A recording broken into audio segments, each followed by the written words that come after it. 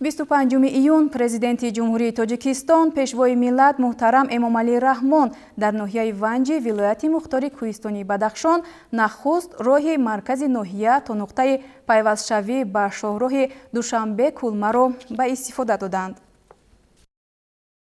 25 июн президенти ҷумҳурии Тоҷикистон пешвои миллат муҳтарам Эмомалӣ Раҳмон дар ноҳияи Ванҷи вилояти мухтори Кӯҳистони Бадахшон нахуст роҳи маркази ноҳия то нуқтаи пайвастшавӣ ба шоҳроҳи Душанбе Кулмаро ба истифода доданд. Роҳи мазкур дар доираи татбиқи ҳадафҳо барои ба талаботи байналмилалӣ мутобиқ намудани шароити хизматрасонӣ бунёд шуда аз ду хатти ҳаракат иборат мебошад ва дар маҷмӯъ 16 километрро ташкил медиҳад.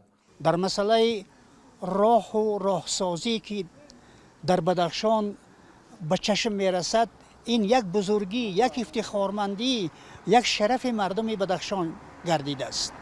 чунки роҳ воситаест ки мардум ба ҳамдигар муошират мекунанд, якдигара дӯст медоранд, дӯстӣ пайдо мекунанд. ин роҳи 16 километрие ки аз роҳи Калонтон маркази ноҳия мегузарад, имрӯзҳо ба як роҳи табдил ёфт ки дар инҷо на кӯтал, на баландӣ, на пастӣ, на ягон чиза мушоҳида намекунем. роҳе ки дар як соат зиёдтар ин роҳа тай мекардем, имрӯз дар 15-20 дақиқа иҷро мешавад.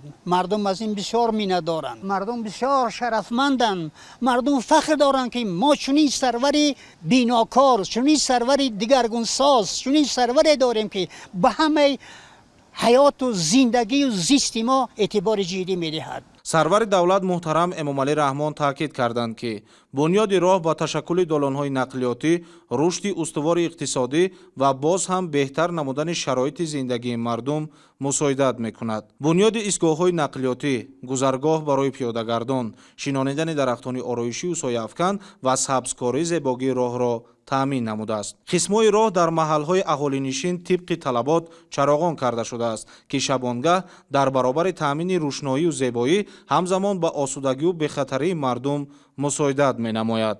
бо ташаббусу супоришҳои асосгузори сулҳу ваҳдати миллӣ пешвои муаззами миллат муҳтарам Эмомалӣ Раҳмон сохтмони роҳ аз даромадгоҳи Ванҷ то маркази ноҳияро ташкил медиҳад ки сохтмони ин роҳ ба итмом расид.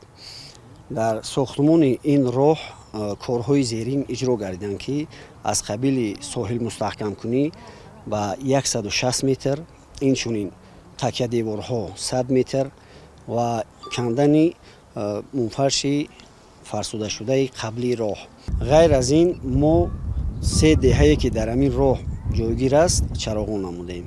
бо супориши роҳбари давлат дар доираи ҳамин лоиҳа 3 километр роҳҳои дохили ноҳияи Ванҷ низ навсозӣ хоҳад шуд. роҳи марказии ноҳия то нуқтаи пайвастшавӣ ба шоҳроҳи Душанбе Кулма аҳамияти зиёди иқтисодию иҷтимоӣ дошта, барои баланд бардоштани ҳаҷм ва сифати боркашонию мусофиркашонӣ замина мегузорад. шахсан ба пешвои миллат муҳтарам Эмомалӣ Раҳмон барои чунин иқдоми созанда ва таваҷҷӯҳи доимӣ ба минтақаҳои дурдаст сипосгузорӣ менамоям. пештар ҳаракат дар ин масир хеле душвор буд, махсусан дар фасли зимистон. ҳоло бошад роҳ бехатар аст, вақти сафар камтар мегардад, рафту омади сокинон сабуктар ва мо ҷавонон ифтихор дорем ки чунин роҳбари халқпарвар дорем. ин роҳ барои ҳамаи мо рамзи ободӣ ва пешрафт аст. иҷрои саривақтии супоришҳои роҳбари давлат имкон фароҳам овард ки бунёди роҳ дар муҳлати муайян гардида мутобиқ ба талаботи лоиҳавӣ ба анҷом расонида шавад. баъди ифтитоҳи қитъаи роҳ президенти кишвар муҳтарам Эмомалӣ Раҳмон